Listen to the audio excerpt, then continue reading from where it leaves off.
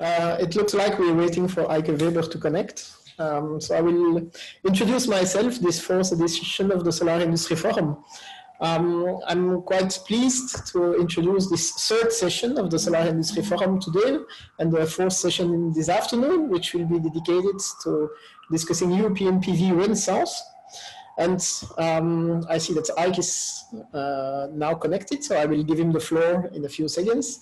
The idea of this morning session is to go through the current state of technology, and especially with regard to manufacturing, which have been the most challenging points and the blocking points, and the experience of the companies and research centers that we have invited with regard to existing projects or planned projects. So we will hear about testimonies, experiences, what was difficult, what was complicated, which are the possible solutions to accelerate this process in the coming years.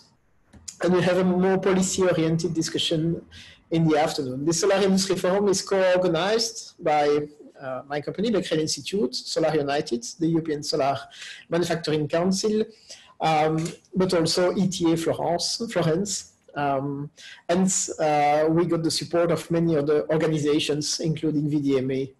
What is extremely important in the current debate is understanding why manufacturing in Europe is so complicated. You will see later that basically in most market segments of, I would say, the traditional PV industry, so from polysilicon to modules, European companies cover in between 0.2% and 11% of the global PV market, which is far from being a success. I think this is what we have to discuss this morning, is understanding better why it's so complicated and why some other countries are more successful in this. And I really would like to give the floor to Eicke. I don't know. Do you hear me? Do you finally hear me? Yes, we hear you. Hi, Eicke. Yes, because somehow my video and audio was disabled. I would like to welcome everybody in our session on the PV Renaissance in Europe. Thank you so much, Gaëtan, for starting the meeting. I think our topic is, of course, of very central importance because we all realize that there is a tremendous growth of PV, which we expect between 2020 and 2030. We are going from 100, 120 gigawatts annual installations globally to 300, 500, maybe 1,000 gigawatts per year by the end of this decade. And of course, there is a real issue. Where will this growth happen? Which companies will carry this growth? And of course, I think most of us agree that we should diversify, so that we have PV production everywhere in the world, in the key markets, including, of course, Europe. So our topic today will be the opportunities for creating a PV renaissance in Europe. The background is, of course, that in the years between 2012 and 2014, we had a catastrophic breakdown of PV industry in Europe because the market was flooded by the overproduction capacity coming from China. Prices dropped through the floor below production prices, and therefore it wiped out what at that time was a quite strong European PV industry. Today, in the year 2020, we have a new situation. We are having a possibility of really taking part in technology changes, moving from the old industry standard technology to PERC technology, going on to third generation high efficiency passivated contact technologies such as heterojunction, TOPCon. And later we are expecting the fourth generation, which will be the generation of tandem cells, where we can break through the silicon glass ceiling, which is at 29%, we go to 30 and more percent of efficiency. So at this juncture of technology change, as well as the further tremendous growth of the market, we can really have a window of opportunity to establish sizable PV production in Europe, driven by two facts. One is the further decrease of the price of solar electricity, which is of course driving the further increase of the market. And the second point not to forget is of course the realization of the climate change issue, which is being realized Fridays for Future and all the movements which have seen that 2030 will be very critical that will be very critical for helping to avoid the most catastrophic effects of climate change. So another aspect which adds to what I have said up to now for the PV renaissance in Europe is the aspect of the coming hydrogen economy.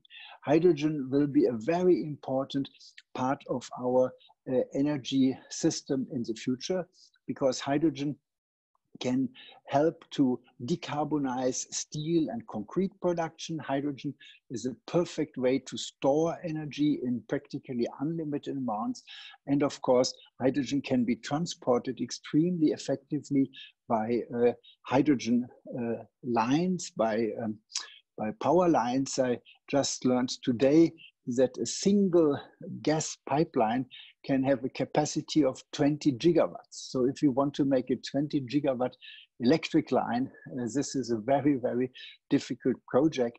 But for the hydrogen, we can use the existing gas system, and we have enormous capacities to transport energy. But the key point has to be, this has to be green hydrogen. And in order to make green hydrogen, we need green electricity. Green electricity can be created in unlimited quantities by wind and solar. But there, the main argument is that the cost of solar electricity is so quickly coming down, much below the cost of wind energy, that down the road, having solar energy available in really gigawatt and terawatt levels allows us to produce green hydrogen at very competitive cost at very low price. So these are the two pillars of the PV renaissance in Europe. On the one hand side, the needs of the energy industry, and on the other side, the needs of the emerging green hydrogen industry. So with this background, I think it would be absolutely irresponsible from politicians to not support the PV renaissance in Europe. I'm aware that after the experience of the years of 2012 to 2014, there is some very big hesitation for politicians to support PV production in Europe again. But this hesitation should disappear very quickly, given the arguments which are just summarized. And I'm looking forward that we have today very exciting sessions. We will have, first of all, an introduction talk by Jutta Trube from VDMA in Germany about the possibilities of PV production. VDMA is the leading organization of machine building, and of course this is at the heart of our PV renaissance.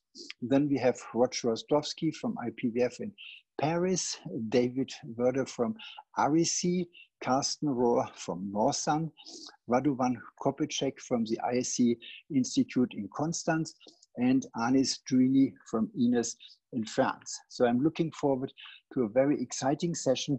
I need to apologize that I will not be able to moderate this session, but my co-moderator, Wim Sinke, he will take over and he will then moderate the rest of the session.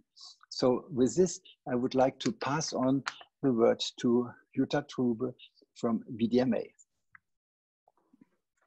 Thank you, Eicke, that I can have a short presentation and to take part in this panel session this morning on the PV production, maybe back in Europe in the near future in a bigger amount.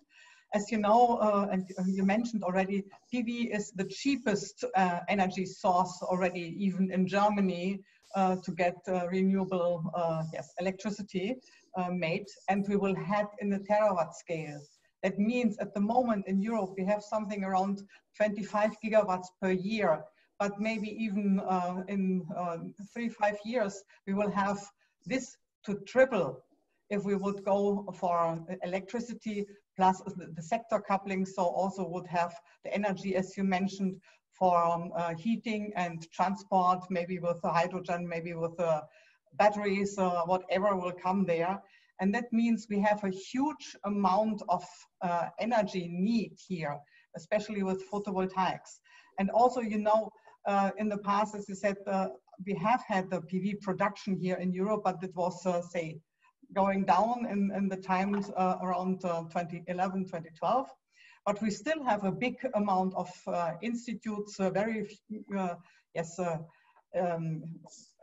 good institutes in all over Europe and in Germany, as you have further been with Fraunhofer ISE, but also with France, where we have a presentation also here. And we have a lot of manufacturing companies here, so for equipment in this. And we as VDMA, together with the Fraunhofer, we made last year the study if this production could be economically come back to Europe. And we found out, especially if we go, say, for what we can compare at the moment only, for a high efficient perk, so maybe even in the future with either Topcorn or Zebra or whatever, will be, yes, economically effective made or makeable here in Europe. And I think, and I always say, we need a market pull, and this is that the European countries need to open, say, the amount of installation of photovoltaic in all over Europe, need to push it up, because if we really need 75 to 100 gigawatts in the next years per year in the installation, we need to also have the push from the governments to say this so that everyone is use it and install it. And if we have this big market, then we will have also the market pull, getting back a production here, because to spend or to buy all these modules or cells and modules from Asia, it's a huge amount of money.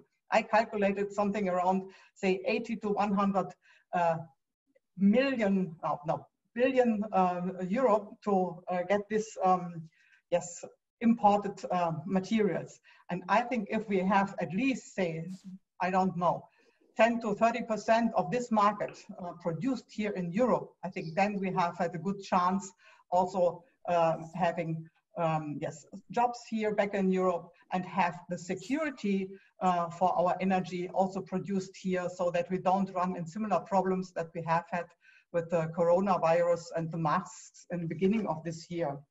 And if I have a look now to European countries, what kind of, say, production capacities we have here? Mostly we have, say, yes, a little bit on wafers, so on silicon and wafer manufacturing, and nearly no or really recognized only a few with the cells and modules. But this is all, say, below 500 megawatts so far. Maybe they are coming in the next time bigger ones. But if I compare this, for example, with Asian companies, for example, GCL, they announced that they will set up a 60 gigawatt peak module fab. And also Tongwei announced a 30 gigawatt production fab. So you see, there is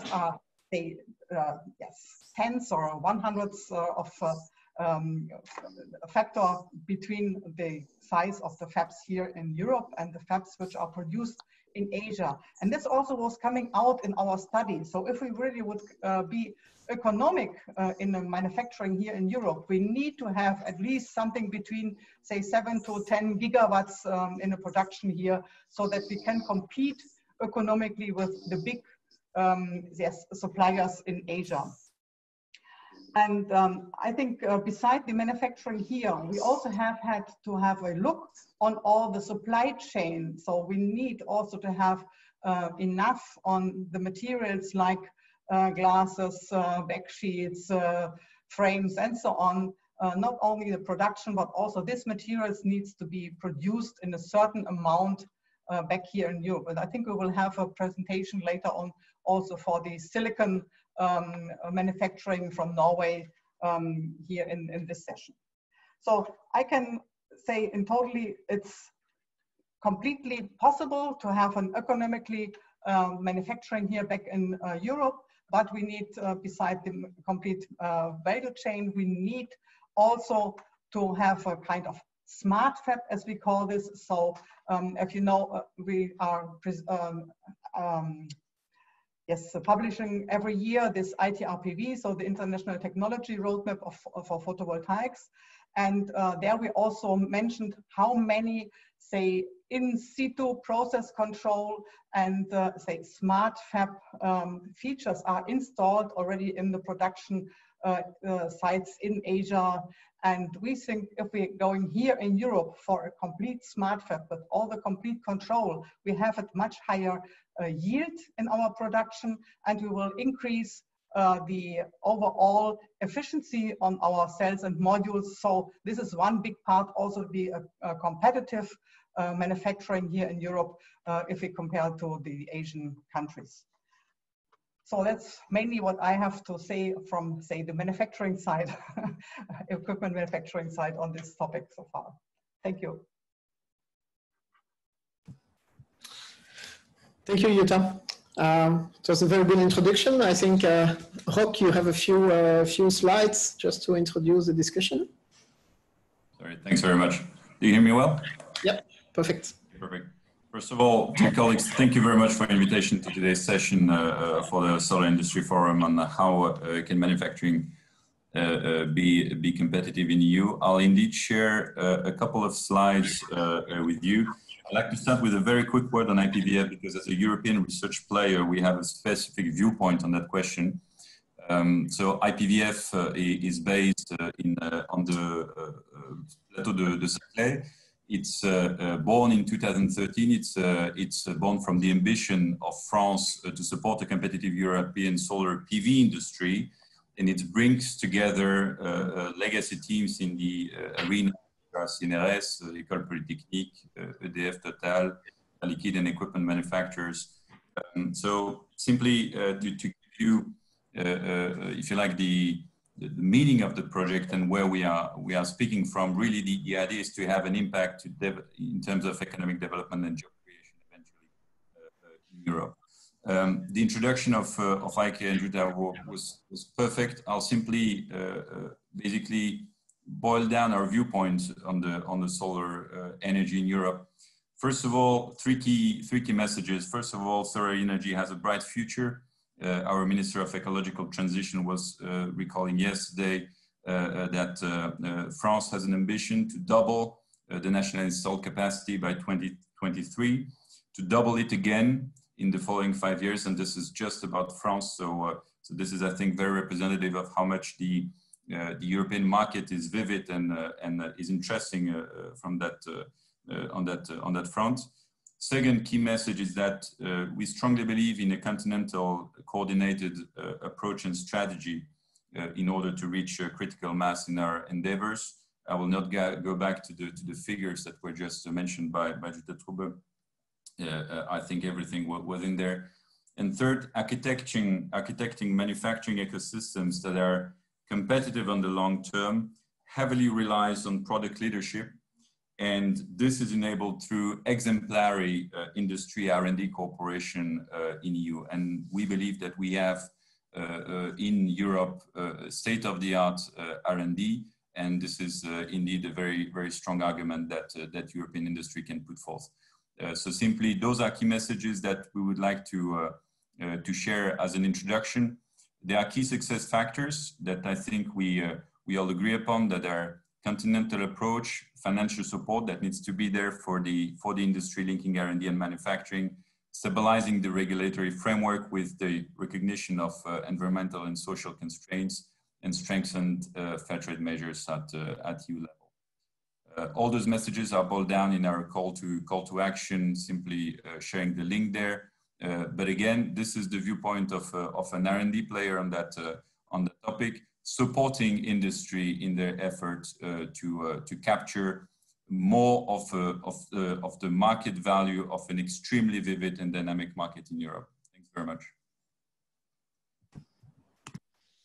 Thanks a lot, Roch. And I think it was a very good initiative, which now has to be merged with the other ones, but I think you did a very great job with that.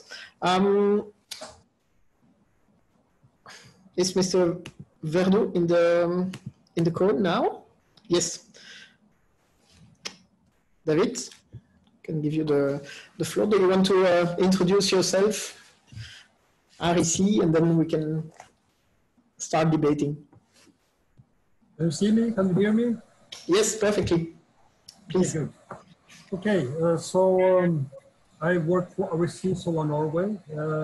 This the heritage from old REC that went bankrupt in 2012, and also from the old Norwegian industry from Elkem that produce using silicon furnaces.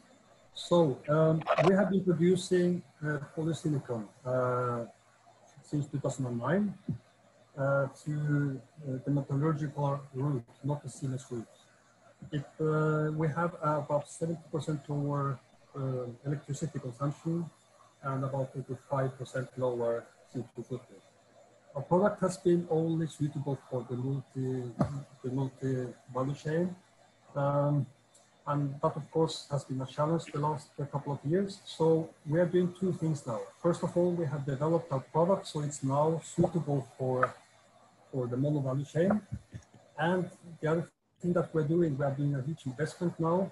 We will start the plant again. We have stopped the plant for 6 months, and we'll start the plant in November. And the new process will start with waste from the solar industry. We'll use the curve from the wafering instead of quartz as a starting point. So we'll be 100% circular. And our new process will have 96% lower carbon footprint and 95% lower energy consumption. Our size translates to about 2.5 gigawatts. And for the moment, we will supply all our products when we start producing to Chinese company. Yeah, it is also the cost that we will be competitive. We will be at the same level as the best like Chinese. So it looks okay, but it's challenging. The most challenging, I would say, is that we are very small compared to the Chinese, and to survive when you are so small, you need long-term strategic cooperation. And for the moment, we're doing that with a Chinese company that sees that we can make money together. Most of all, also because of the low carbon footprint. France is the only country where you get paid for the low carbon footprint. Now, since 15th of June, also South Korea at a certain level. Yeah, I'm hoping for more legislation in Europe taking care of the carbon footprint in the future for green public procurement. That is what, at least one of the things that I think is important for being successful, at least for the first 10 years. In the future, everybody will go green, I hope. May I ask you to speak a little bit louder, because apparently your sound is not super audible. Oh, so have you heard anything of what I've said? Yeah, but I think it's better like that. Okay. I'll put it closer. Okay, I think maybe that's all from my side as an introduction. Thank you very much. I have a question for the three of you very rapidly. It's what do you think is the key element which is missing today to make European manufacturing really attractive? Maybe we can start with you, David. It is challenging to compete with China. They have low cost, they have good quality, they have know-how, and they innovate. And most of all, they have huge companies. And the size is very important. I mean, we're 2.5 gigawatts. We are a small goldfish in a sea full of sharks. So it's difficult, but due to the process we have, which we're the only one that has managed and succeeded to do the polysilicon through the melt and not through gas phase, we are still surviving. And now it looks good for next year. But I think one of the key success factors is to at least build on industrial trust and cooperation between companies in Europe and across borders in Europe. I think that is very important to compensate for the huge sizes they have in China. Thank you. Jutta, I would like you to comment on that as well. I think, as I agree with David, that we need really, say, bigger production sizes. If we keep on with several 100 megawatts or several 100 megawatt sizes, we won't be able to compete with the Asian So we need to get the big ones. And on the other hand, I think also we need to combine our knowledge in, say, starting from the research over the manufacturing from equipment to the final producer, and say, get really this smart factories so that we have the control of the complete lines and say a high yield and a high efficiency. But on the other hand, we also have to have a look on our, say, governments, that we don't get the same problem than before, that we, say, have some idea on how to subsidize anything, but finally, say, it was designed so that only our competitors in Asia can mainly profit from this. So we need to keep this in eye, that if we have an idea on or a way on the Green Deal or whatever, that this is really working with, yes, climate criteria as well as green criteria, so that our companies which follow this here in Europe also can be profit from this. Good, thanks. I have a very small question. It's, can equipment manufacturers in Europe deliver fast, huge quantities if you want to go gigawatt scale?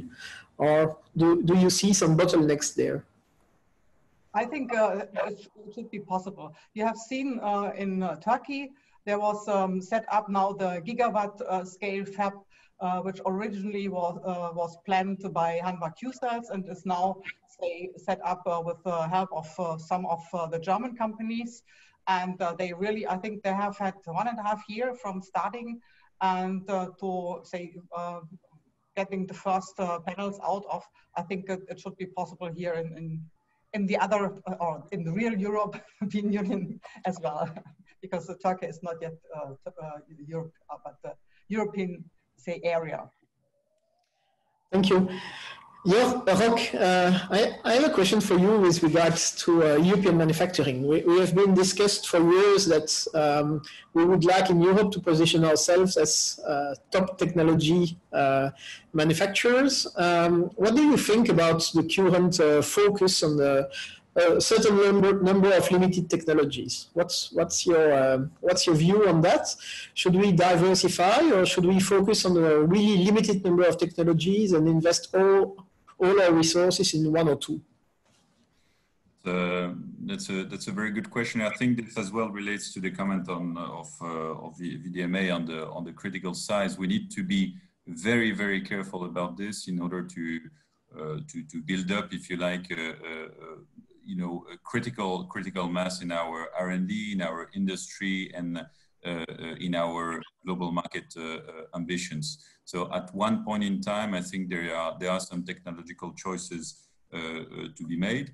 On the other hand, there are many options that are currently studied and considered as next generations of solar technology to bet on, to push to the markets. And I think this is a really exciting time. The good news, if you like, about the existing industry and the R&D efforts that are being carried out is that tandem cells are basically an addition to an existing savoir-faire, to existing operational excellence that is acquired, that is already acquired by the solar PV arena. And it's not about, you know, dumping to the sea everything we have already acquired as experience and as technology and switch into another generation. It's a kind of jump that enables to capitalize on the existing efforts. We at IPVF are studying two different technologies, so 3.5 on silicon and perovskite, of course. I think both should be considered as viable options, and we will see in the strong cooperation between industry, between R&D, and with the financing, if you like, bodies, how those criteria emerge in order to make those choices and push the next technology forward. But again, we believe in really a merger, like between the industry and the R&D, in order to capitalize in the industry effort on all this European R&D leadership that is existing and that we all know in those different EU countries. Thank you. I think it was quite clear. David, I would like you to comment on that. Since your company is investing massively in heterojunction, what would be the ideal future with a technology point of view from your side? And what can be the lessons learned of what happened in the last month? Can you hear me? Yes. Okay.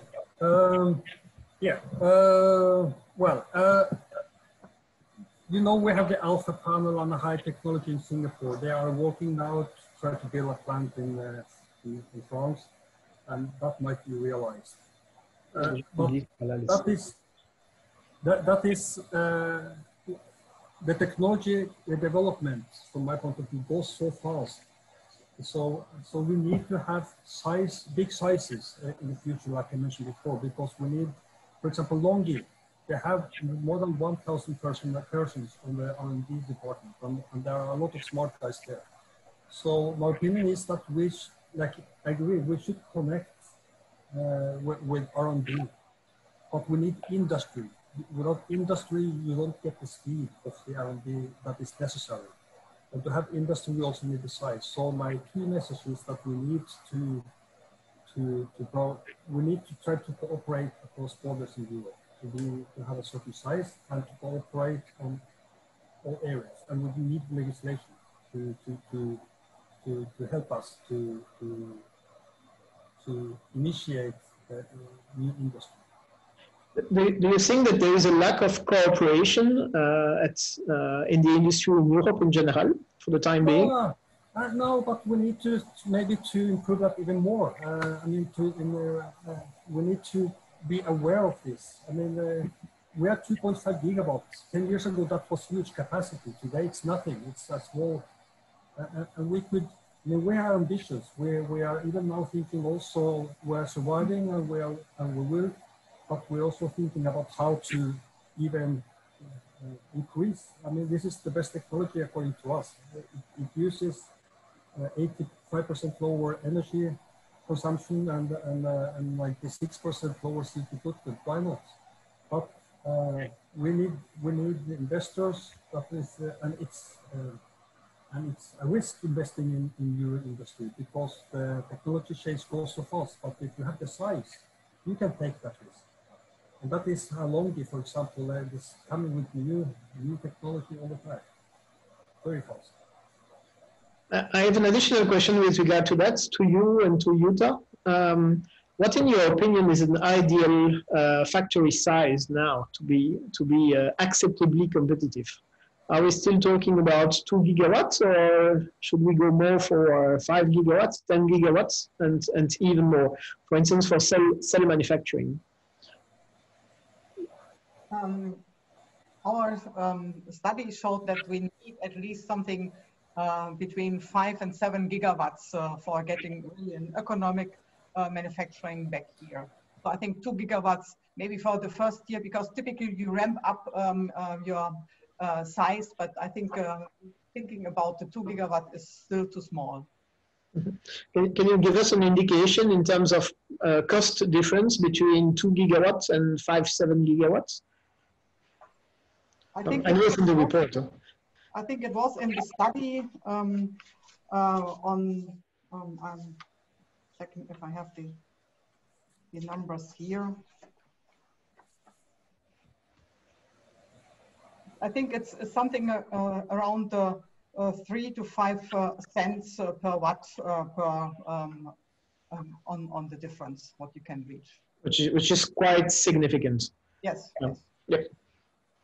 So I could translate that into the idea that being competitive in the, I would say, the most competitive segments of the market would require quite rapidly to ramp up capacities to 5-7 gigawatts and soon 10 and more.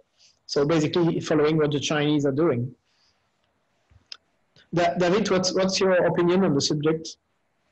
Yeah, I agree. I mean, they are not talking about 3 gigawatts or 10 gigawatts when they build in China, or they are talking about 30 or 40 gigawatts at a time. So definitely it is, The bigger, the better. Excellent. I would like to ask you in 1 minute to the three of you, starting with Roch, just to finish this session, a very short comment. What's in your opinion would be the landscape in Europe for the industry in, let's say, 3-5 years from now? How do you see it, technology speaking, manufacturing, from a manufacturing point of view, from a market point of view, as you want? Roch first, then David and Jutta to finish. So I lost your sound for a second. Can you repeat the question? Well, which is, according to you, the most important, what could be the European landscape from a manufacturing point of view in 3-5 years from now? How do you see it? I think we have a huge opportunity that we should take, but it doesn't come for free and without sweat and tears and everything.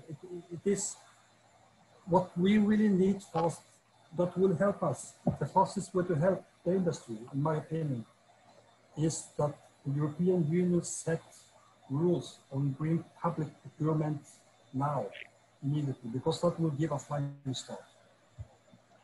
Thank you very much. Roch?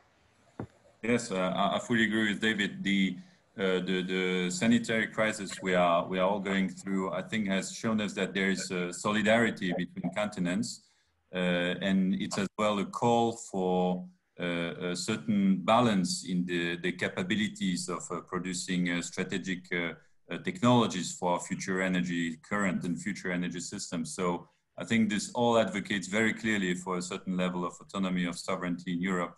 So definitely this is, I think, a trend that will be, that we already see in many countries, that will, I think, be confirmed in the next months in Europe.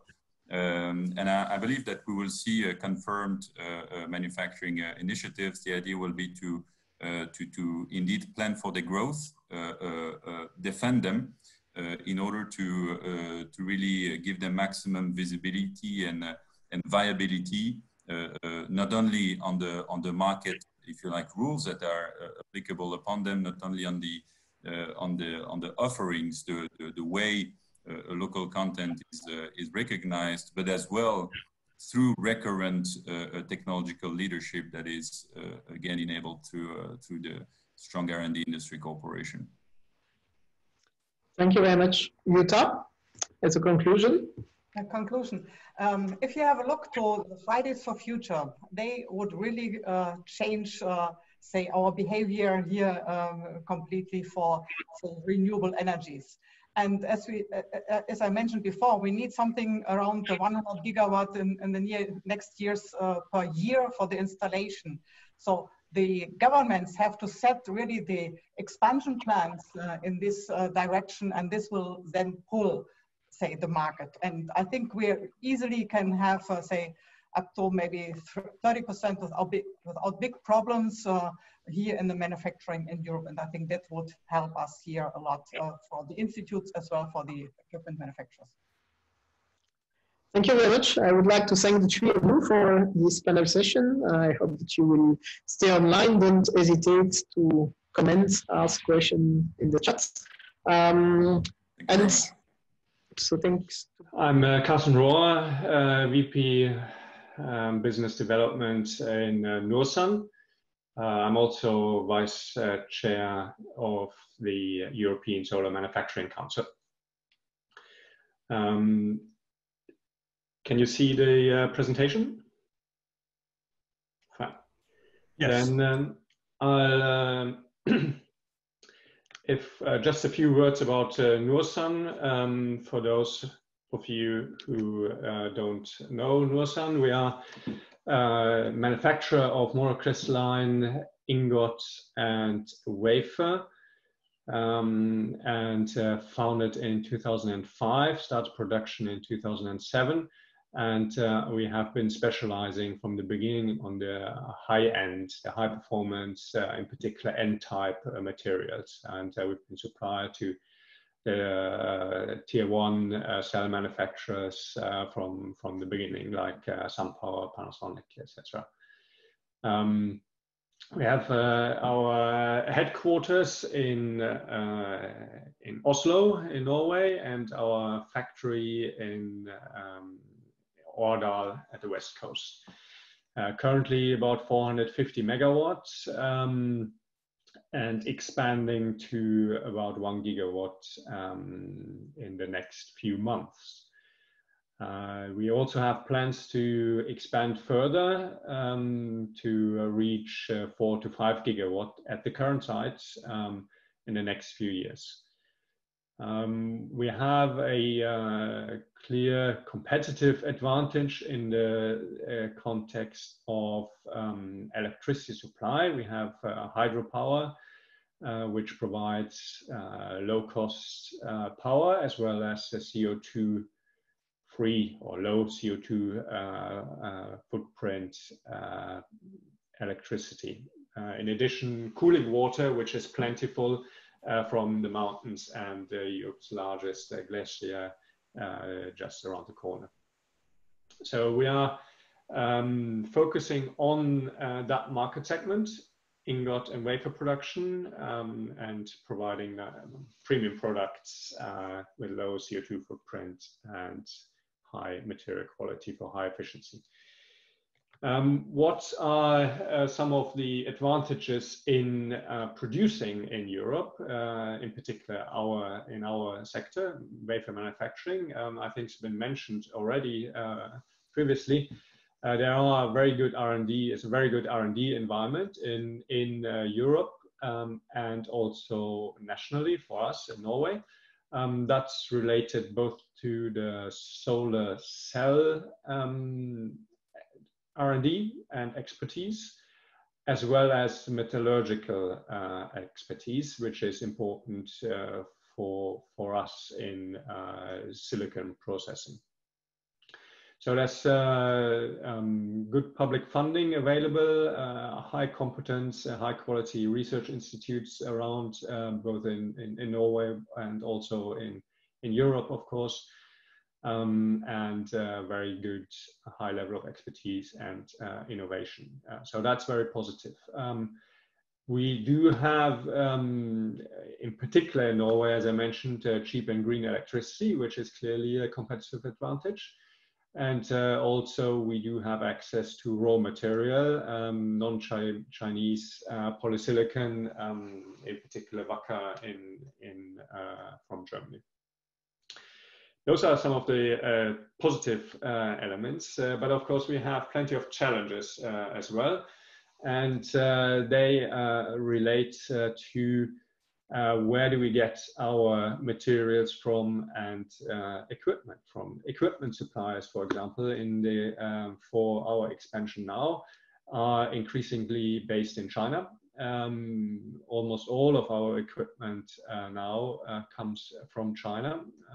The pullers, shaping equipment, cleaning lines, only the wire source are from previous Meyerberger, now PSS. That's in addition consumables, also almost exclusively from China, very little left in Europe, clearly because there's by far the largest production as we've seen in the previous presentation. And also customers, we've seen cell production in Europe is very small, so most customers are based in Asia, which has several disadvantages. Obviously, it's a long lead time to Asia for all of those equipment, consumables, and goods, which increases transport costs, it increases working capital requirements, and it also increases the feedback loop, which is important for development. So we are typically working very closely with our customers to improve the product and to make, and that as a disadvantage if the lead time is long, of course. So that's, in addition to that, there's also other barriers to efficient cooperation, which are more soft barriers, if you like. Language, culture, communication are issues that we face from time to time, which makes it more difficult to make faster progress. And then there's, of course, the cost structure. In addition, scale, obviously, we've mentioned that several times. We are in the sub-gigawatt scale in Europe versus many tens of gigawatts in China. Resources that are related for development. David mentioned it already. A lot more resources available for larger companies for R&D and development, for example, compared to a smaller setup in Europe. And the other thing, it's not just the scale itself, but it's also the expansion, speed of expansion that is important. That's happening in China in particular, which means that the latest technology is being implemented all the time and continuously going forward. So that's an important aspect. So scale in itself is not enough when we're talking about 5 to 7 gigawatts in Europe to get the right scale. That's only the first step. You need to continue to expand to get the benefits from implementing new technologies as well. And the obvious one is labor costs is of course much higher in Europe compared to China. And financing, everybody knows it's much easier to get in China than it is in Europe. And that's clearly a big disadvantage. So what's needed to support wafer manufacturing in Europe? That is essentially a function of what I just said. We need critical mass that must be more than 5 gigawatts and substantial growth trajectory, as I mentioned. We need customers for cell manufacturing, clearly, and consumable supplies, equipment supplies, and all that is related to scale. High level of automation, Jutta mentioned it, is critical for us as labor cost is high. And financing, both availability and cost of financing need to be improved. We have strong competitive advantages in the carbon footprint, for example. So we need also strong policy support for European manufacturing that take advantage of these kind of competitive advantages like environmental, carbon footprint, as well as social standards. And that requires strong policy support, including strong eco-design, green public procurement with relevant standards, etc. We'll get into more detail this afternoon session on energy policy. Thank you, Karsten. So I'm happy to announce that Anis Juni has also been able to join us for this session. But I will first ask a question to Radovan. So Radovan, with the ISC, you have been working on the Zebra technology for a few years, and now you are starting with it here in Europe. So how has your experience been in starting up production here or helping companies to do that? So first of all, let's say we had to transfer our Zebra technology to Asia, to SPIC, and we learned a lot. So it's not only that more or less like the technology is diffusing to Asia.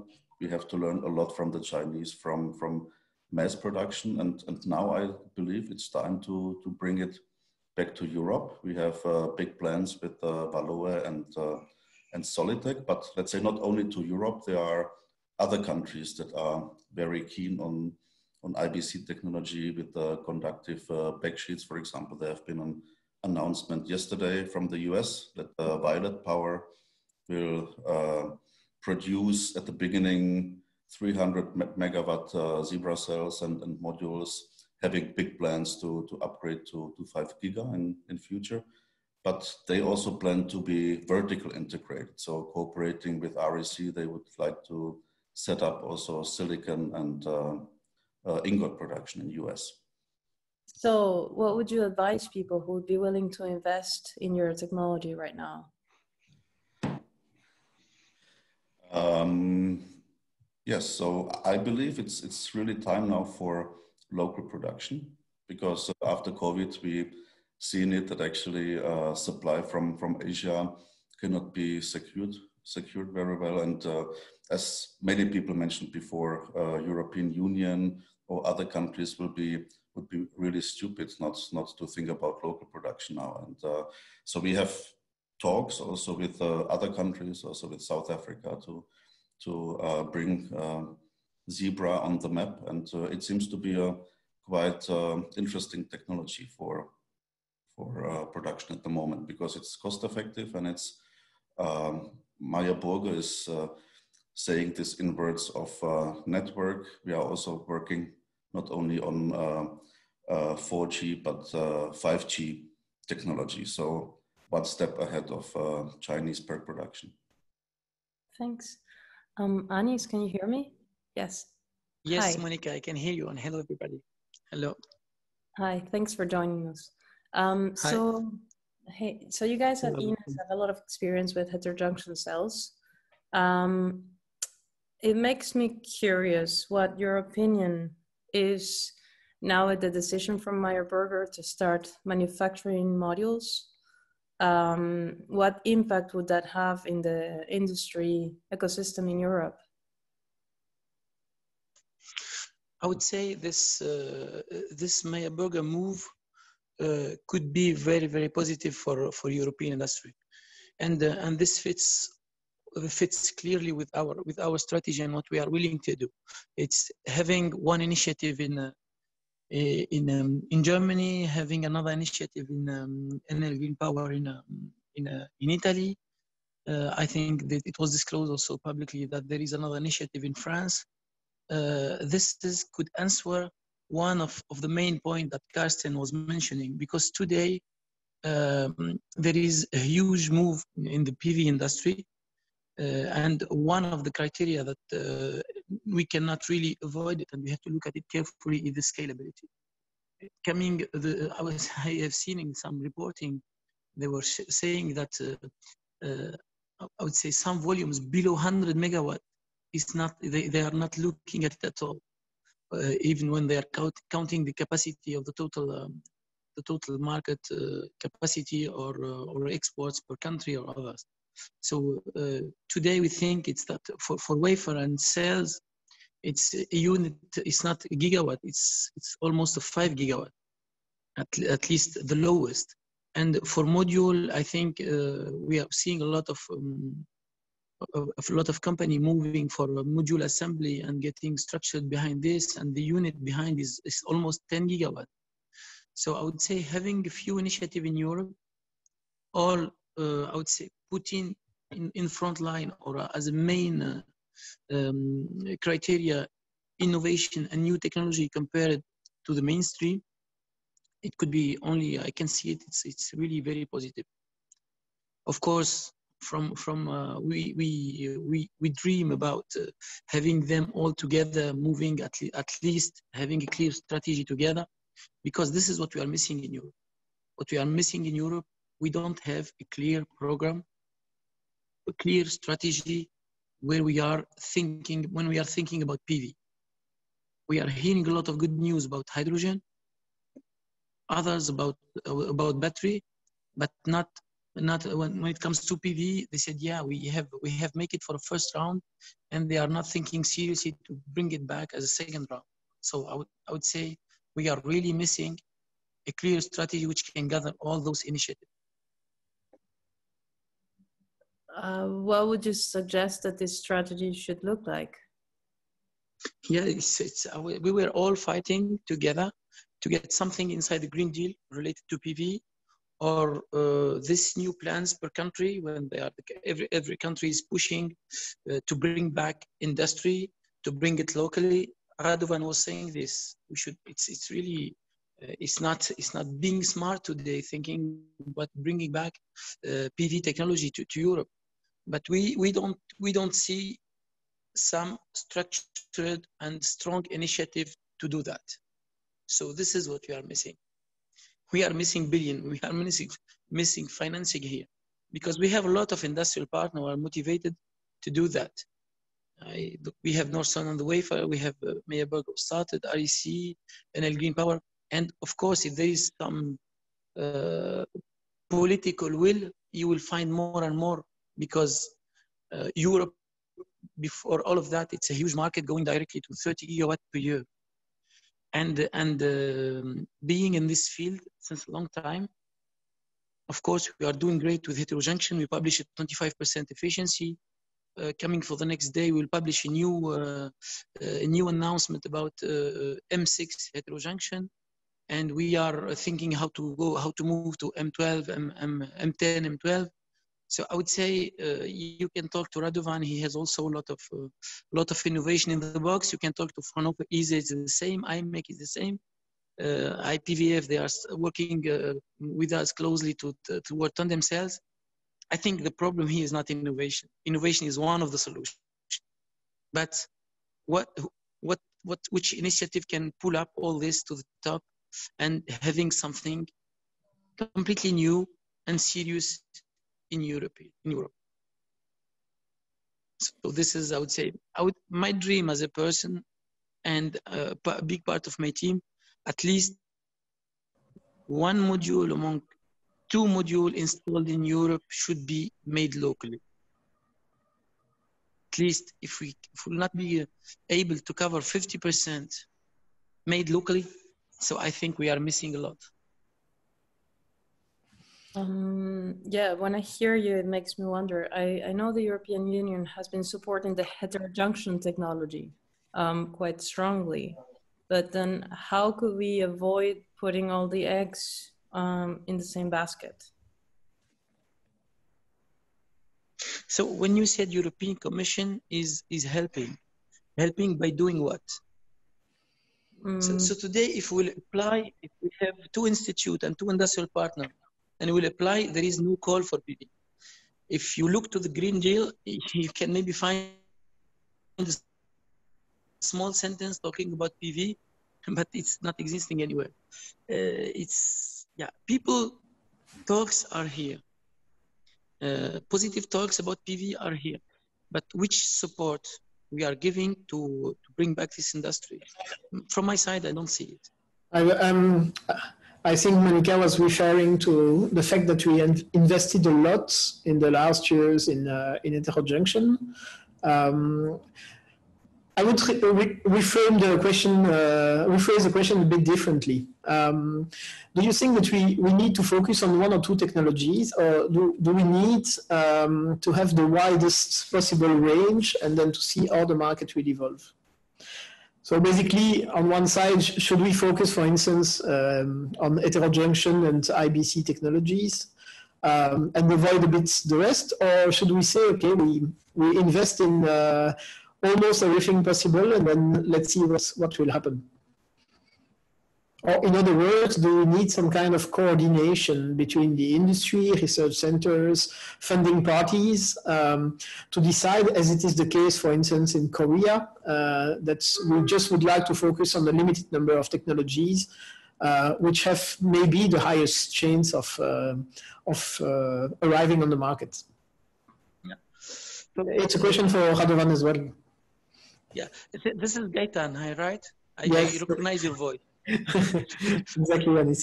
So, Gaëtan, it's really, I would say, today it's a quite a good question and an easy one, because when we try to understand the move, pushing all our Chinese colleagues moving for larger wafer, it's because of one reason, because it's efficiency. It's getting somehow stabilized, and they need to continue their roadmap, bringing more power output from their module. And one of the solution was increasing the size of the wafer, and then bringing this, I would say, higher power module. For us in Europe, I think the way is very, very clear. We need really a disruptive technology. And then you have almost 3 top 1 technology, but we still not mature enough and to get it really at a higher level of readiness for the technology. And heterojunction, who is who made really great progress those latest years. And IBC, we know that IBC bringing higher efficiency, and we need to think about differently how to bring the cost down. So for me, we don't have also to forget tandem cells. I think we need immediately to go to cell technology, which can really at least afford and give us 25% efficiency and 24.5 to 25% efficiency. And of course, with the cost affordable behind. And then thinking immediately about the next generation, which means tandem cells behind. I think for me, this is competing with 100 gigawatt existing on PERC and PERC Plus, and they're getting their natural improvement. This will be really very, very tough. And of course, all the initiative in Europe, they will start by 1 giga to 2 giga to 3 giga, and this will take years. Our Asian colleagues, they have this, I would say, this facility to make and to put in place a huge capacity in a very short time. We don't know this. We don't know how to do this today in Europe. We don't know how to make a 10 gigawatt factory in few months. We need years for that. And years in PV is too long. So then you need only to bet for the next generation of technology, and at least to save this gap of 2 years compared to the mainstream one.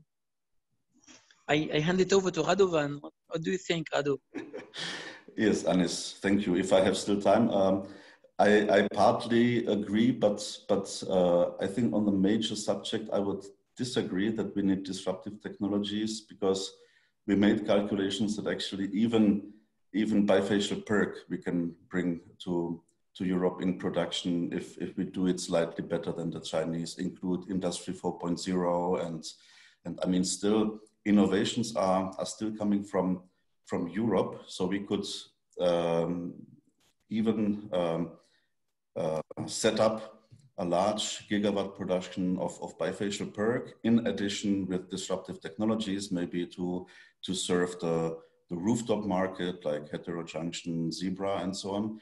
But in order to really show the banks, and I think that the politicians are already convinced that we need production in Europe, and we actually get a lot of support from German government still for development of cells and modules.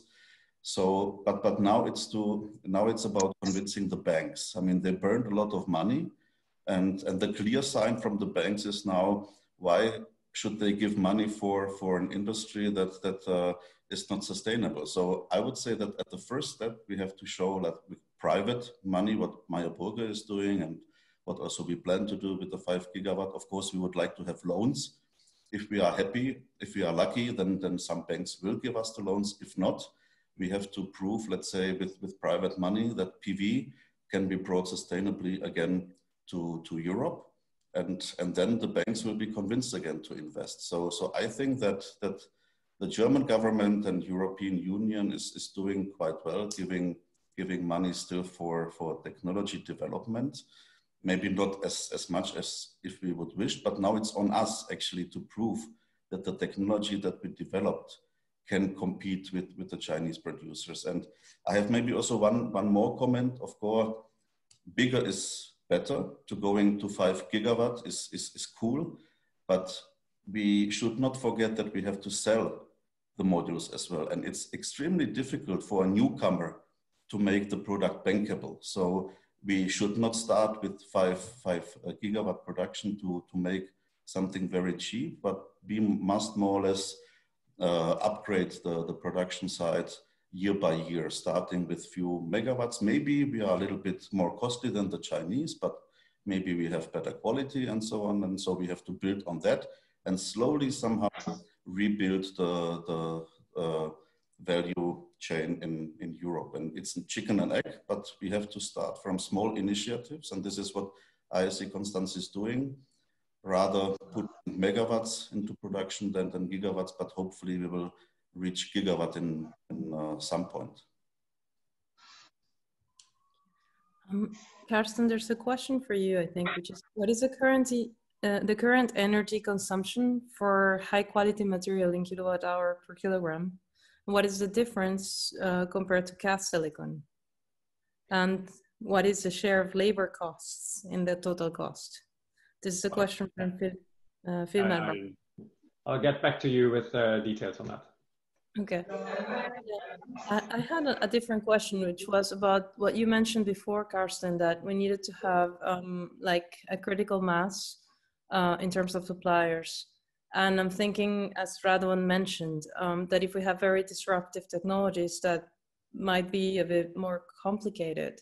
What is your opinion about this? Like in terms of manufacturing, that it should be all trying to go to disruptive technologies, or stay with a bigger mass that it's able to produce 10 gigawatts? No, I think we need to have a certain technology diversity.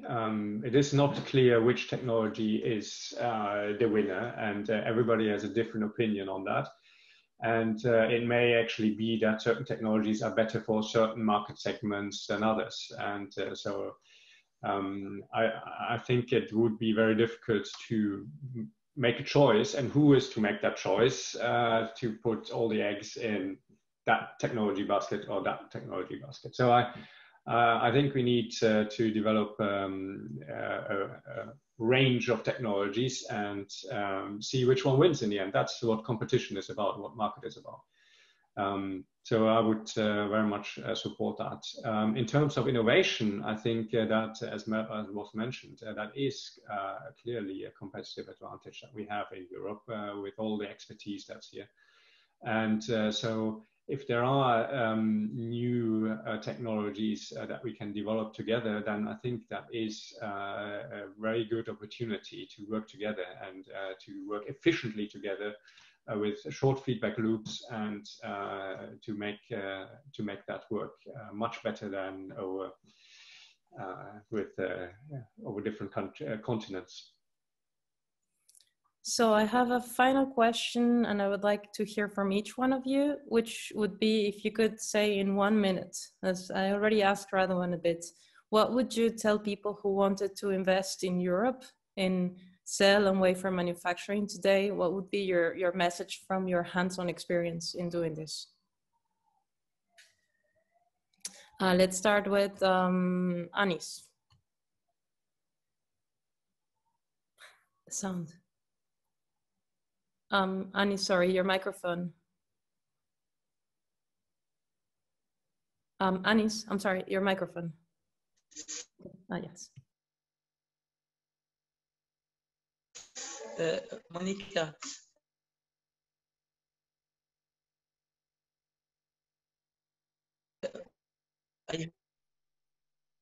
Yeah, you.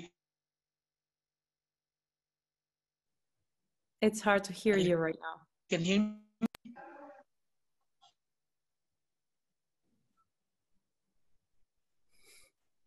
Okay, maybe we start with Radovan until Anis can you can.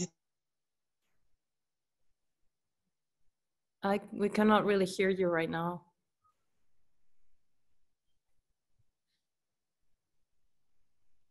Hello?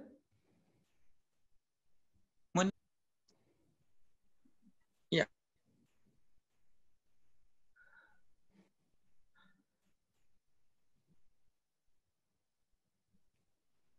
Yes, Radovan, can you start? Okay. The time Anis can get okay, sorry, Anis. So that of course depends what the investor would like to do. If he would like to serve, let's say, the utility scale segment, then I am sure, that is what I said before, that it's possible to bring bifacial PERC into production in Germany at a large scale, which can serve the utility scale segment, like with bifacial tracking and things like that. If he wants to save the rooftop market, then Zebra solution or heterojunction would be a good technology. And maybe this is what we are suggesting with the VDMA, ESA and RCT, is to have both technology in one place and also be, let's say, very flexible with the production. We call it FlexFab. So in one fab, to produce bifacial PERC or zebra TOPCon technology, depending on how the market is developing. Your microphone, Monica. Sorry, thank you. Thank you so much. What about you, Karsten? What would you say? Yeah, I think there's a great opportunity in Europe now. There's a lot of things coming together, and the demand is increasing rapidly. It's clear through the recent experience with COVID that the supply security is increasingly important. Local production becomes more important, and also strategically production in Europe will become more and more important, and that's as we see already now, PV being the cheapest electricity source in many circumstances, and that's just going to increase further with green hydrogen production. The demand is going to increase further. So this is a great opportunity, and to scale production in Europe will make it competitive as well. So there's a great opportunity. Thank you, Karsten. Anis, can you try to see if we can hear you, and then we have to continue with the next session? Yeah. Can you hear me, Monica? Yes. This is good. I would say I will go in the direction of Radovan and Karsten. There is one thing. First one, it's innovation. There is a huge community which has a strong DNA on innovation and is still in Europe, and they were behind different technology existing in the market right now. And this community is still working for next generation. This is one strong point. Second, this energy transformation is just at the beginning. And when we see all the roadmaps together, they are going in the same direction. It's just the start. And third thing, it's every investor is looking to the risk and what he's risking to get this. And if we look to the market, to the European market, it's really increasing today and going from, let's say, a 10 gigawatt size to a 30 gigawatt size. And I would say everything is going like this. And it's really the good time to go for it. And we still have a lot of cards in hand: innovation, equipment manufacture, technology evolution, and we get inspired from other technology area. And adding to that, the context today, which wants together economy plus innovation plus environment. So I think, yeah, it's just all the ingredients are here to go for it. So just don't be afraid. There is still a lot, and risk is going lower. We cannot say it's zero risk to invest in PV today, but there is a lot of bunch and a huge bunch of application where we can do it. And so the risk is getting really very low, and we need the trust of the investor and the need and the help of the policymaker. And from the innovation side, we'll continue doing that. Thank you very much. This is what I can say briefly. Yes, thanks to the three of you. I will hand over. Yes, I will hand over now to André Langbos from ESMC to continue with the next session. I thank you and say goodbye. Thank you, Monica. Thank you very much, Monica, and thank you for all of this. Imagine what I read this morning, and when I tell you one of the leaders of the industry world said, not just for the present, solar energy will be a medium of energy needs for the 21st century because solar power is sure, pure, and secure. Quite amazing. Well, unfortunately, this didn't come from one European politician, although later on we're going to have one of the front runners in European policy. It is Prime Minister Modi. And why do I mention Prime Minister Modi? Some of you might have participated in a couple of EU-India events. We had the very beginning of September, we had an event with the Renewable Energy Association e-conference, co-hosted as well by the Clean Tech Business Club. Then yesterday there was a very, very important gathering co-hosted as well by Philippe Malbranche. And thank you, Philippe, as well for all the things that you do there. It was a fantastic event. And believe it or not, there was even someone representing the European Commission who made a statement. I was surprised to find this coming out of a European commissioner. So what did she say? By the way, for those who would like to get the reference, it's going to be, that is a little bit publicity for our new newsletter that will come out today. It was the commissioner who said, now I need to find it in my reference, I'm sorry. I had it printed out. She said, well, we are heading for 1,000 gigawatt, believe it or not, gigawatt in Europe. And when I read this, I thought, well, there must be some kind of change within the European Commission, because last week we had the chance to ask Vice President Timmermans the question, well, what about solar in your Green Deal? Because so far it's only green hydrogen and offshore wind, and all of us, we know that offshore wind is just much more expensive. So when I asked him exactly this question concerning solar PV, he made quite a long statement about green hydrogen and offshore wind. So quite surprising. So what I suggest is, if you like, have a look for the statement coming from the commissioner, who said that we want to see grow significantly by 2030 solar PV, and our aim is to be as close to 1,000 gigawatt as possible by 2050. And very important, and here I make a reference to our friend Hans-Josef Fell. He said all the predictions that we had so far for the development of renewable energies in Germany were wrong, with little exceptions. We had in the last 20 years, we had more or less every 7 years, we doubled the production of energy made by renewables. If we do so, so Germany going to be probably around 2030 for 100% renewables. In Europe, it's probably going to take a little bit longer, but we need to go that, and the 1,000, I'm quite convinced we're going to be there for 1,000 gigawatt PV around 2030.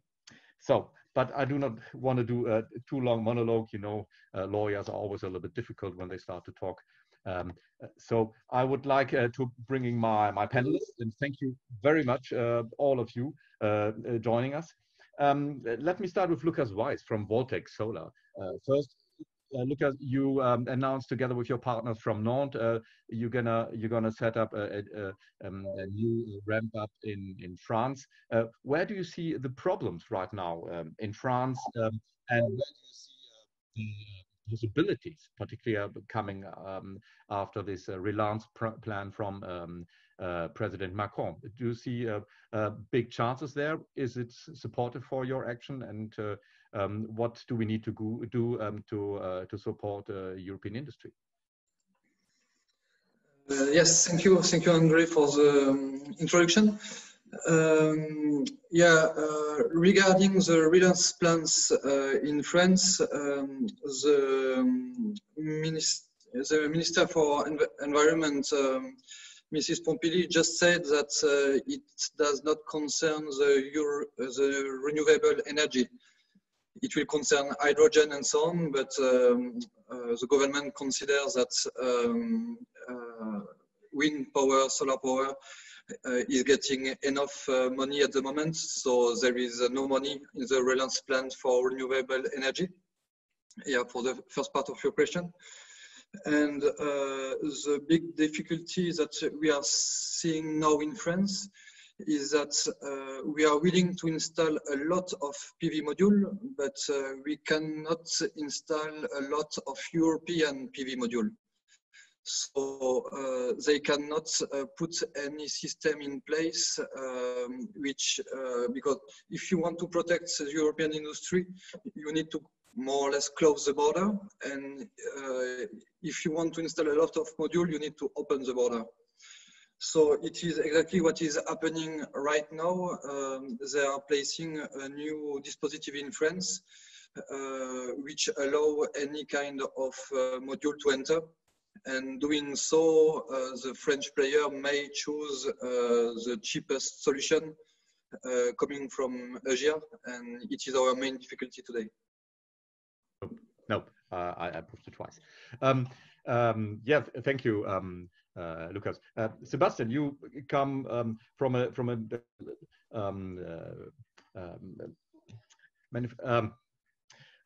tool manufacturer.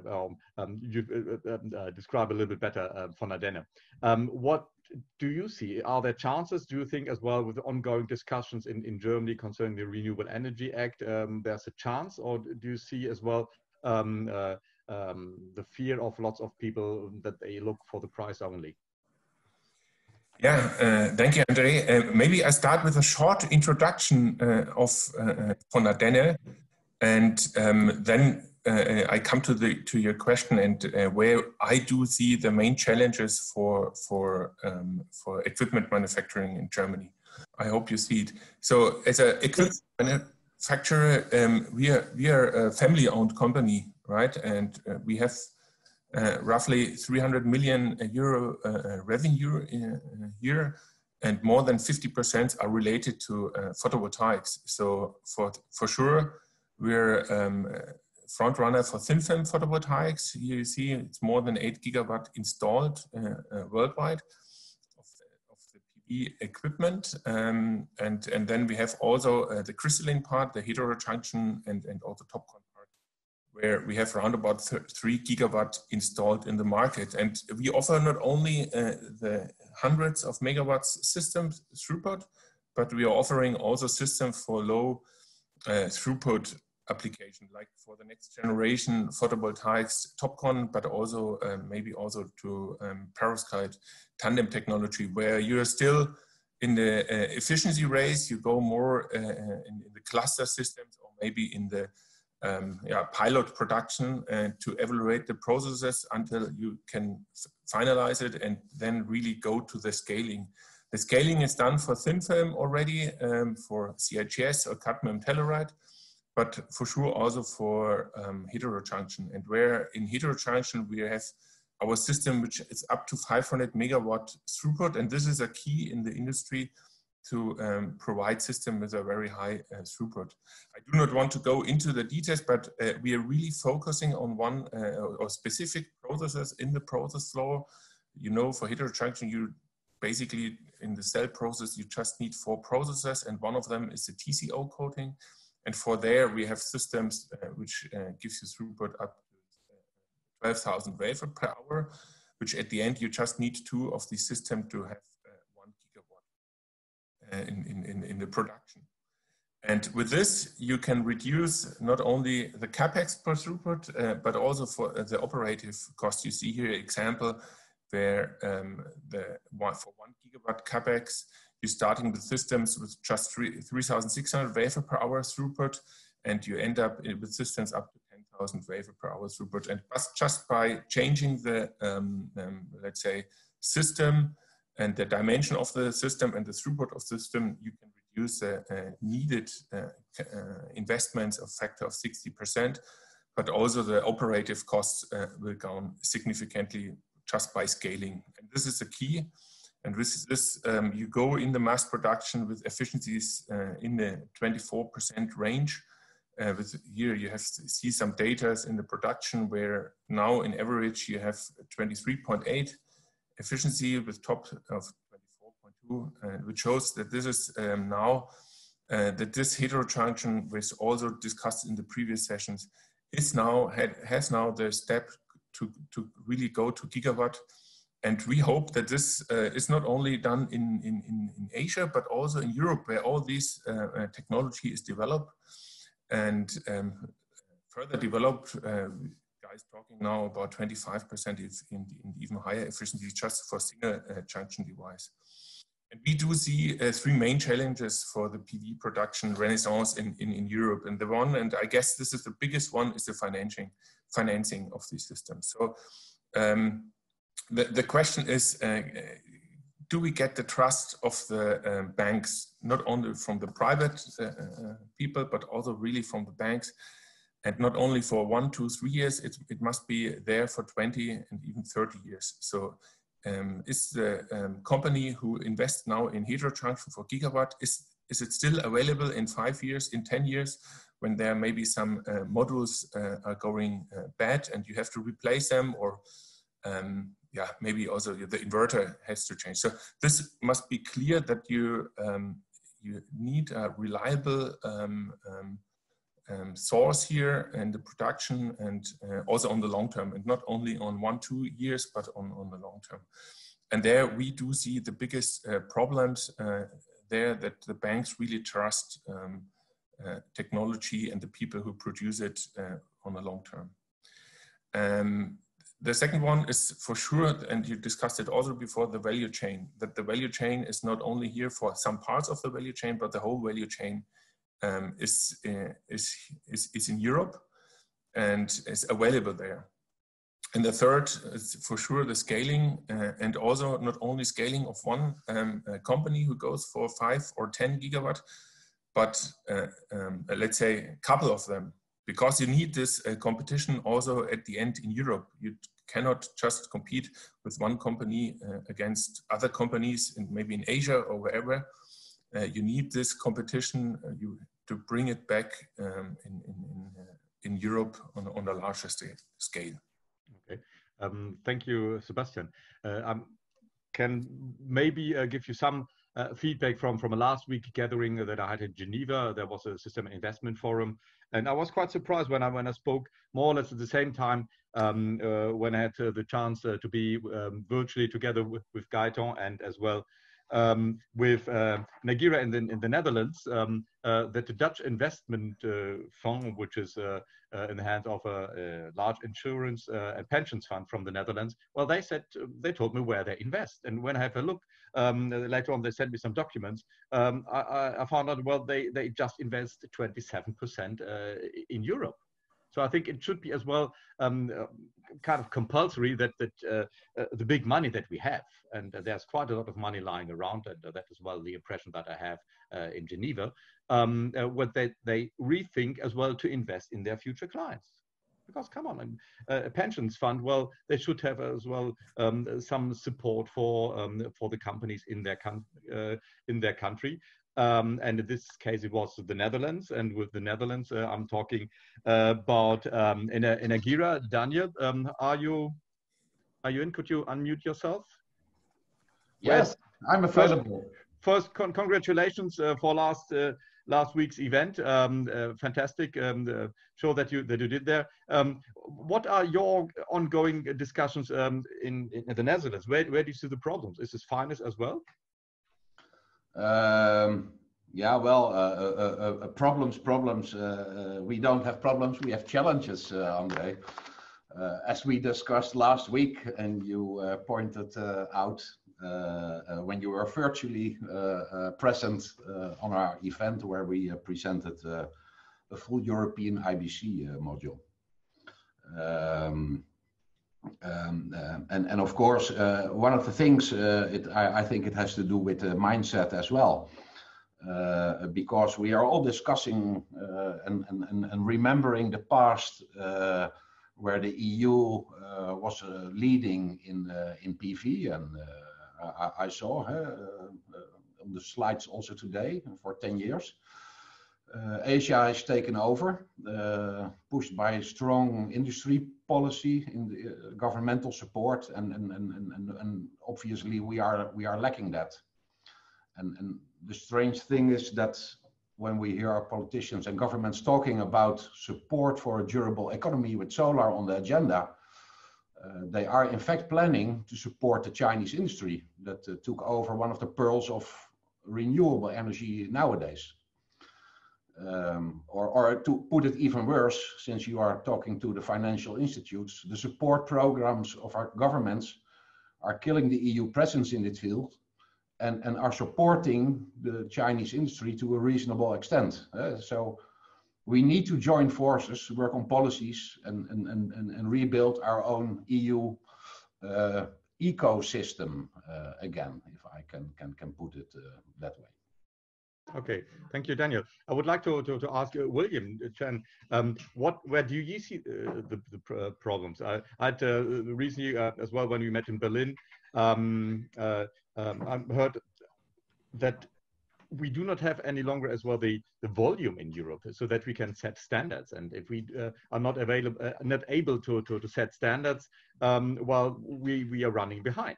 So how can we get back the motivation and as well the speed to set, at least for the 50% that Arne was mentioning earlier, to set the standards, that we have some kind of European standards and maybe work together with Indian industry to move it forward. William, are you there? Yeah. Can you hear me? Okay, hello, fantastic. Andre. Yes, excellent. Hi. Yeah, thank you for the question. Thank you, Andrew. Well, I think in general, European market is growing and is growing in a healthy way.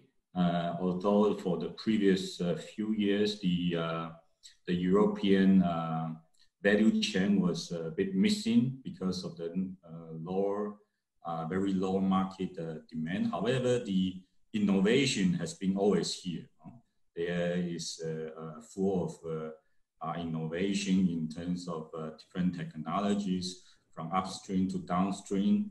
And furthermore, right now we can also expect a lot of application, not vertically, but also horizontally, including this hydrogen storage and the lithium storage also help to increase the application and the demand, and also the AI. So we see a lot of innovations in Europe. What is lacking, I would say, is the way for these very good innovation to be commercialized successfully in the market. This is part that, of course, is lacking because of the shrinking European value chain that is able to quickly cooperate and adopt the innovation, new technology, and to set up the go-to-market strategy quick enough, and also to help the bankability process. Because usually, like a new technology, new innovation, you need to be tested by the market, during which there can be some period of time you expect some kind of investment as a sunk investment. However, it's very important that we have the strategic thinking behind to help to bring the innovation to move into the market quick enough. But this of course requires several different stakeholders, including the EU Commission's guidance and different parties in the value chain to cooperate closely to form, I would say, a platform or a league to drive, to bring this innovation to the market quick enough. Of course, then, this is for long term. With the market growing, now we have the market in Europe, then together with the right execution and the right policy, that we can develop the innovation for long term. So here I see that something missing is a very strong driven force to set it up here, to bring all the good idea innovation to the market, to be accepted by the market. So market is open. Like I hear from the previous panelists, I think it's good. There are different market segments that requires a different product. So it's open, whatever the product is from outside of Europe, from Asia or in Europe. So it's an open market, and market can choose the suitable product for their needs. So this is good. But for the Europe itself, it's important to have a strong and determine the driving force to bring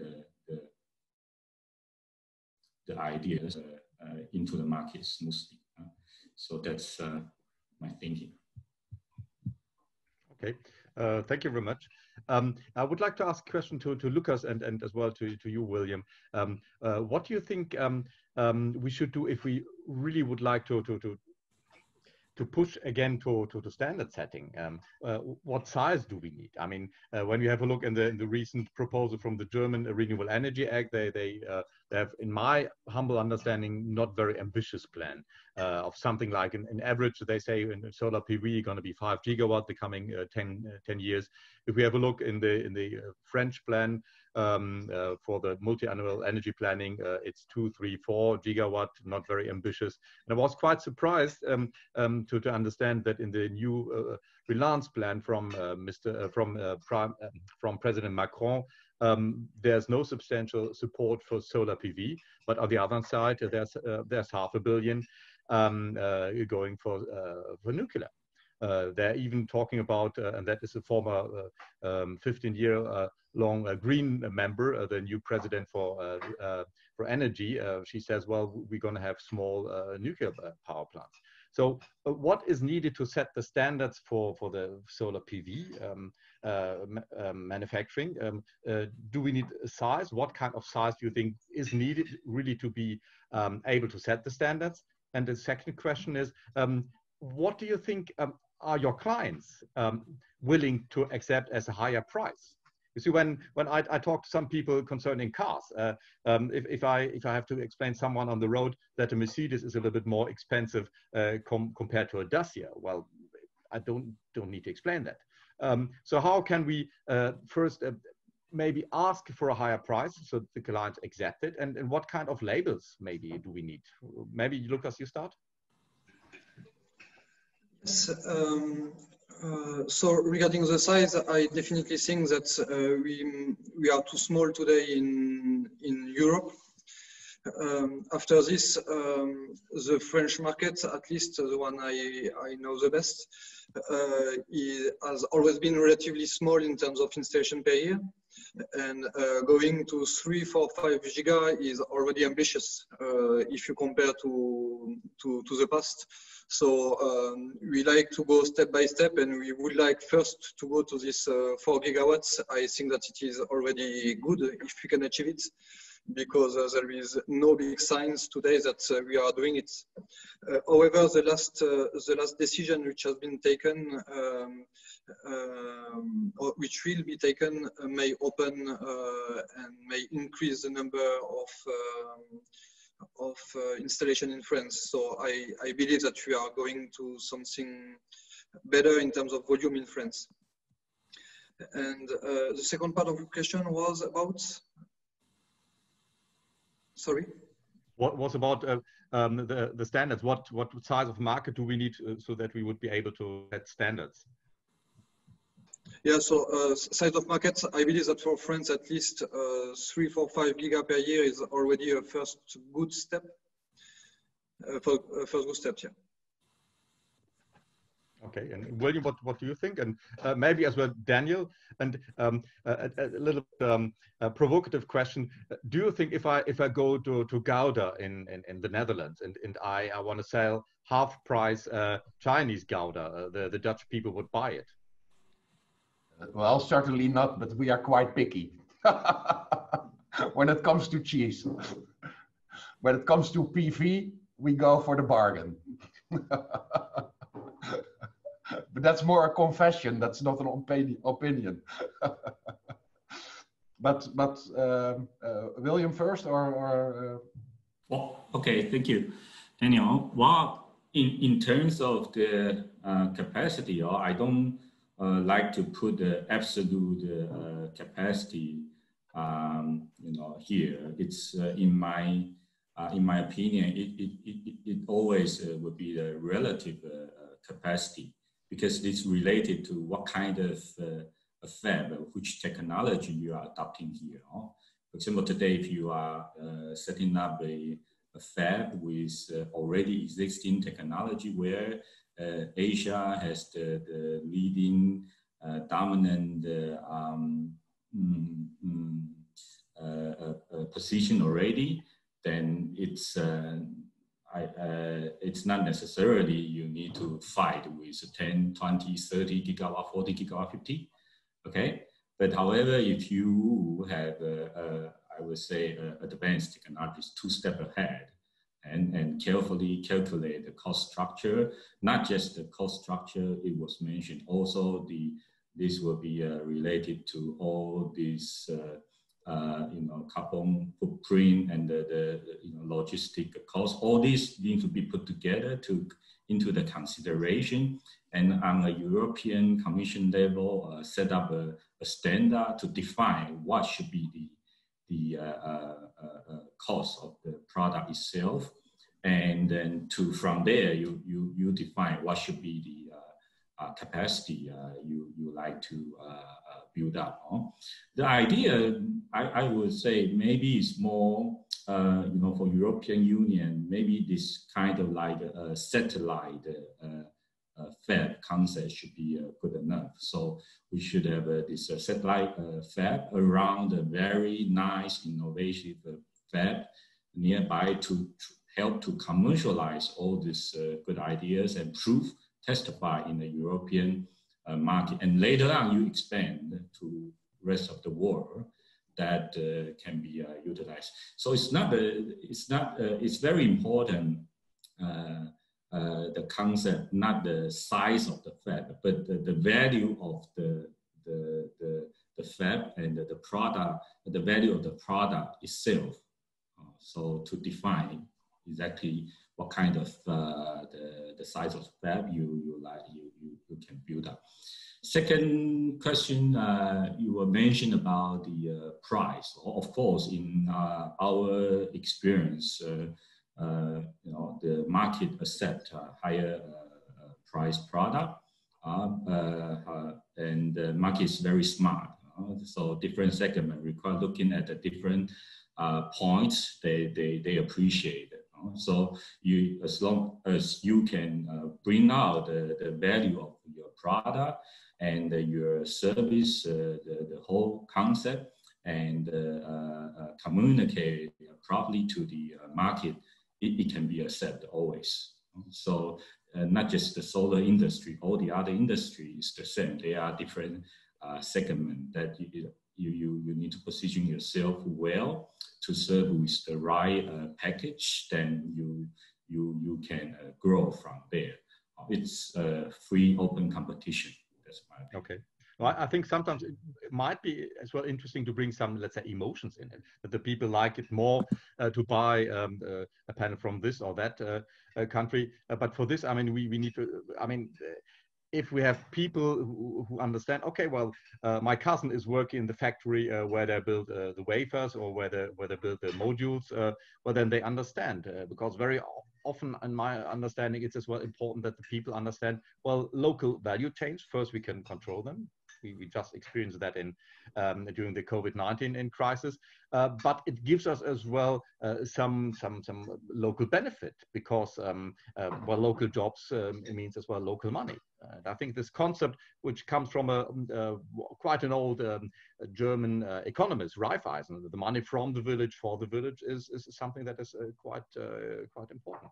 And I've got one question for Sebastian. Since Sebastian Gatz, you work for von Ardenne, and Manfred von Ardenne is one not only a fantastic inventor, but he was as well a great businessman. Don't you think that we need more businessmen coming together and telling, okay, well, I'm a private company, Lukas Weiss, Voltec Solar belongs to a great SME in France. If we bring together, let's say 5, 10 similar companies, and then if we go together to the banks, if we go together to the pension funds who have as well a long-term interest, well, we can achieve something. But what is needed is as well the spirit of doing business, of this entrepreneurship. What is missing, I think, sometimes. What do you think about that? Yeah, that's true. I mean, there's a reason why maybe private company get now money, but the banks are maybe still looking really just on the fact. They really just look at the fact they do not charge, say something, there's a sexy energy for, no, it's just energy. It's just energy, let's say, creation. And where they do get that, they don't care. They really look on the numbers. And you, at the end, have to look,